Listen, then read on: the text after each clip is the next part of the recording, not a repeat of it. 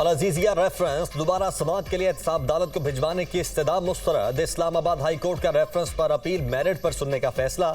इजाफी शवाहिद का जायजा लेकर अपील पर फैसला करेंगे। सजा बढ़ाने की अपील का मामला तब आएगा जब सजा बनती होगी। Chief justice Islamabad high court के अल अजीजिया रेफरेंस में नवाज शरीफ की सजा के खिलाफ अपील पर समाअत में रिमार्क्स। मुकदमा रिमांड करना दो धारी तलवार हो सकता है। जस्टिस मियां गुल हसन औरंगजेब। नवाज शरीफ की फैमिली ने 1976 में दुबई में गल्फ स्टील मिल्स लगाई। ये गल्फ की सबसे बड़ी स्टील मिल्स थी जो दुबई में लगाई गई। बेटे ने बाप को बाहर से बैंकिंग चैनल के जरिए रकम भिजवाई। हिल मेटल एस्टेब्लिशमेंट बनाने के लिए 4 साल बाद ये रकम भिजवाई गई। हुसैन नवाज के अकाउंट से जो रकम आई वो टैक्स रिटर्न में भी ज़ाहिर की गई। अमजद परवेज एडवोकेट के दलाइल अदालत ने मंगल को नैब से दलाइल तलब कर लिए। और अजीजिया रेफरेंस में नवाज शरीफ की अपील पर समाअत मंगल तक मुलतवी।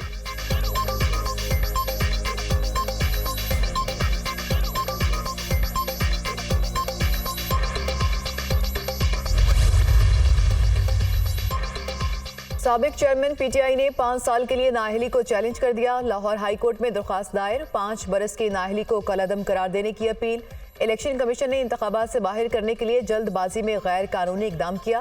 दरख्वास्त में मौक़िफ़। पटिशन पर हतमी फैसले तक नाअहली का नोटिफिकेशन मुअत्तल करने की इस्तदा। बानी पीटीआई की 5 साला नाअहली के खिलाफ अपील समाअत के लिए मुकर्रर। जस्टिस शुजात अली खान कल समाअत करेंगे।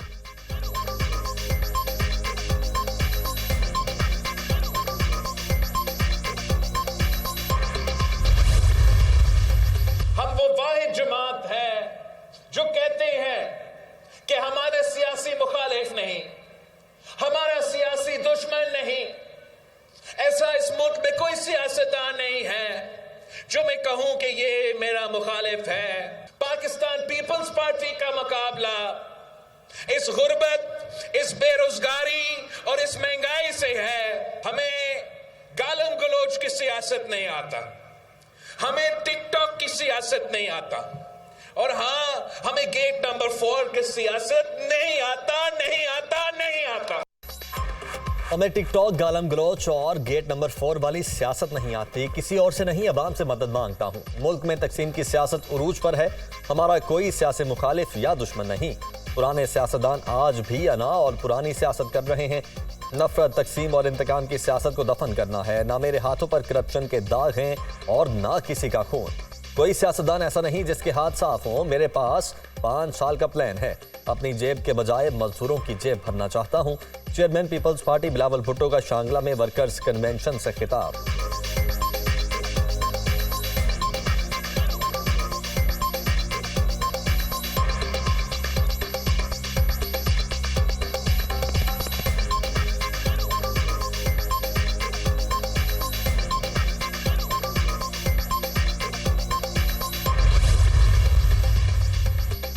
पीटीआई 9 मई के किरदारों का तहफ़्फ़ुज़ न करे। गौहर खान अपनी पार्टी को इलेक्शन में लेकर जाएं। मुजरिमान को कानून का सामना करने दें। तहरीक इंसाफ को 9 मई के अनासिर को साथ मिलाकर इलेक्शन में नहीं जाना चाहिए।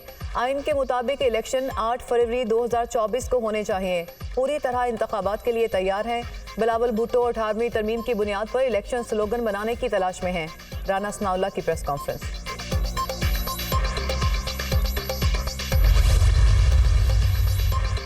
इस्लामाबाद हाई कोर्ट का लतीफ खोसा और बुशरा बीबी की ऑडियो लीक के फॉरेंसिक का हुक्म। अदालत ने FIA पैमरा और PTA को नोटिस जारी कर दिए। तहकीकात की जाए सबसे पहले ऑडियो कहां से जारी हुई। पैमरा बताए लोगों की निजी गुफ्तगू कैसे टीवी चैनल्स पर नशर हो रही है। ऑडियो कौन रिकॉर्ड कर रहा है। बाबर सत्तार के रिमार्क्स। इस्लामाबाद हाई कोर्ट ने केस की समाअत 11 दिसंबर तक मुलतवी कर दी।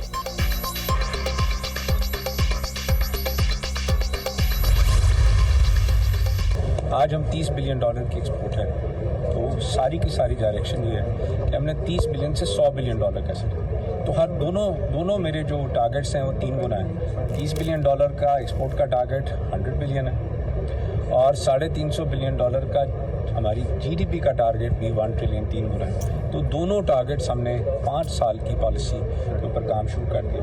Ministry of industry, ministry of commerce दोनों जो है वो आज मौजूद थे, कल भी मौजूद होंगे। मिनिस्ट्री ऑफ कॉमर्स, उसमें हमने कल 2 सेक्शंस रखे हुए हैं। एक नॉन टेक्सटाइल एक्सपोर्टर्स जिसमें तमाम सेगमेंट्स हैं। आप हैरान होंगे कि पूरा पाकिस्तान मिल के 25 करोड़, टेक्सटाइल के अलावा सिर्फ $5 बिलियन।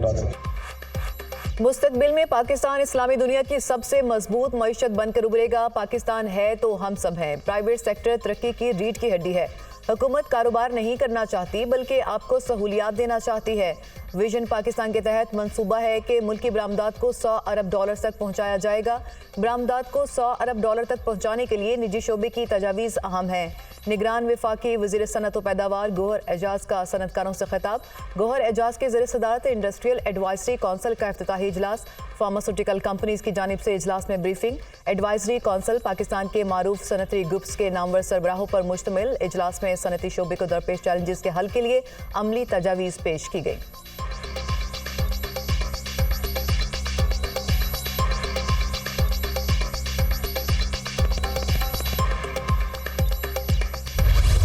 कामयाबी पाकिस्तान का मुकद्दर है। Army chief general Asim Munir का आज़म। कौम का मुसल्लह अफवाज की कारकर्दगी पर फख्र है। पाक फौज खून के आखिरी कतरे तक वतन का दिफा करेगी। दुश्मन के मजमूम अज़ाइम को जामे हिकमत अमली से नाकाम बना रहे हैं। खैबर पख्तूनख्वा में कामयाबी गयूर अवाम की हिमायत से मिली। गैर कानूनी मुकीम गैर मुल्की सलामती और मईशत को मुतासिर कर रहे हैं। वापसी का फैसला हुकूमत ने पाकिस्तान के वसी तर मफाद में किया। गैर कानूनी गैर मुल्कियों को बाइज्जत तरीके से वापस भेजा जा रहा है। आर्मी चीफ का दौरा पेशावर के दौरान खिताब। आर्मी चीफ को सिक्योरिटी की सूरत हाल, इंसदाद दहशतगर्दी कार्रवाइयों, गैर मुल्कियों की वापसी और दीगर उमूर पर ब्रीफिंग।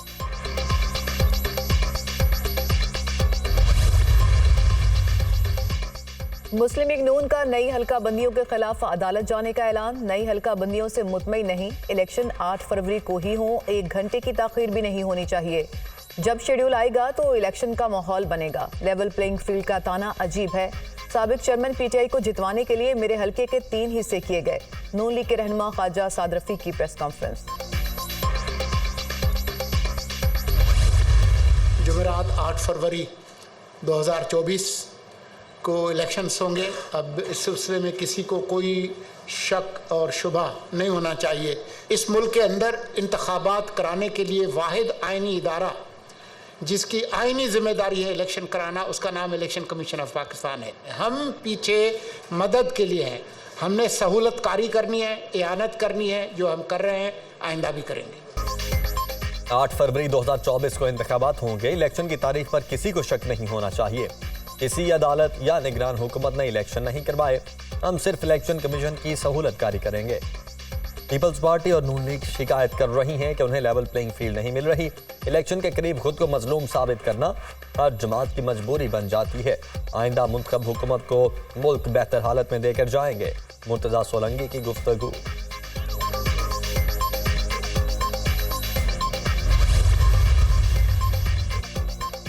इलेक्शन कमीशन ने आइंदा अब इंतखाबात के लिए बैलेट पेपर्स के नमूने को फाइनल कर लिया। इलेक्शन कमीशन ने बैलेट पेपर के नमूने की मंजूरी दे दी। बैलेट पेपर्स पर उम्मीदवारों के नाम उर्दू हरूफ तहज्जी की बुनियाद पर होंगे। आइंदा आम इंतखाबात के लिए 26 करोड़ के करीब बैलेट पेपर्स छापे जाएंगे।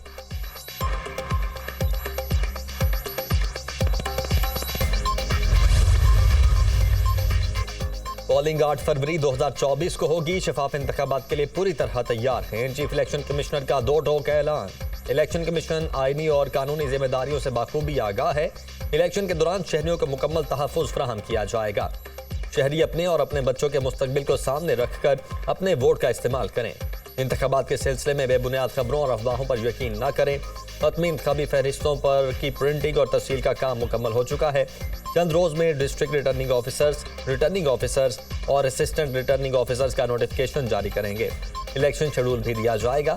सिकंदर सुल्तान राजा का कौमी वोटर्स डे पर पैगाम।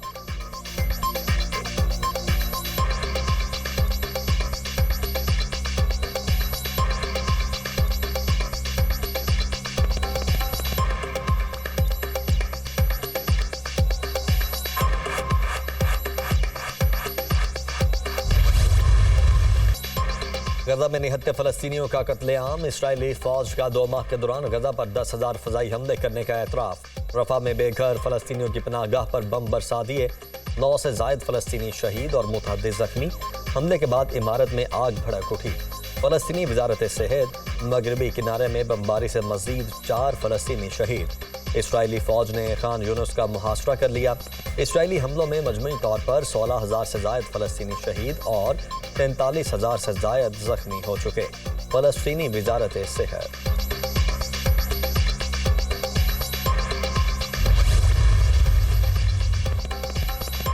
इसराइली फौज को जमीनी ऑपरेशन के दौरान सख्त मुजाहमत का सामना, गली गली लड़ाई। खान यूनुस में हमास का रॉकेट हमले में 10 इसराइली फौजी हलाक और 24 टैंक और गाड़ियों को तबाह करने का दावा। इसराइली फौज ने मजीद 2 इसराइली फौजियों की हलाकत की तस्दीक कर दी। हमास ने गजा की पट्टी में सहूनी फौज और गाड़ियों पर हमलों की वीडियो जारी कर दी। जंगजुओं ने रॉकेट्स और ग्रेनेड से इसराइली फोर्सेस को निशाना बनाया।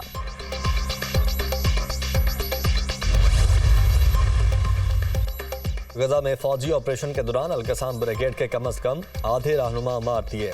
हमास की इसकी सलाहियत कम हो गई। तर्जुमान इसराइली हुकूमत एलोन लेवी का दावा। इसराइली फौज हमास रहनुमा याहिया सवार की रिहाइश तक पहुंच गए। जल्द हल ढूंढ लेंगे नेतन्याहू का वीडियो पैगाम। इसराइल फौज ने हमास के ज़रिए इस्तेमाल सुरंगों में पानी छोड़ दिया। 5 वाटर पंपों से सुरंगों के 300 मील पर फैले नेटवर्क को समंदरी पानी से भरने का प्लान।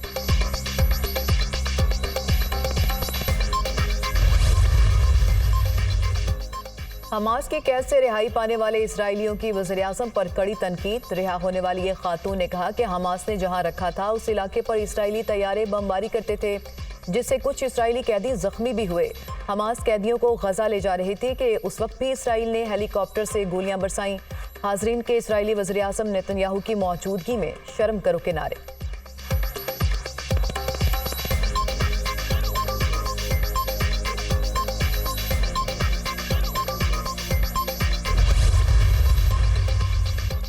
रजब तैयब एर्दोगान ने इसराइल का गजा में बफर जोन के क़याम का मंसूबा मुस्तरद कर दिया। तुर्किया में हमास के अरकान को निशाना बनाने की कोशिश की तो इसराइल को भारी कीमत चुकाना पड़ेगी। तुर्क सदर ने इसराइल को खबरदार कर दिया। कहा, गजा के लिए इसराइली बफर जोन मंसूबे पर बहस करना भी फ़लस्तीनियों की बेइज्जती है। गजा के मुस्तकबिल का फैसला फ़लस्तीनी ही करेंगे।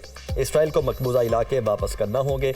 मगरबी ममालिक की इसराइल की हिमायत खित्ते की मौजूदा सूरत हाल का सबब बनी है। तुर्क सदर।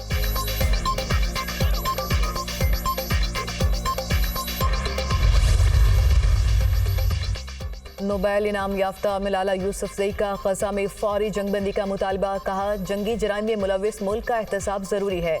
मासूम लोगों को निशाना बनाने का अब कोई जवाब नहीं दिया जा सकता।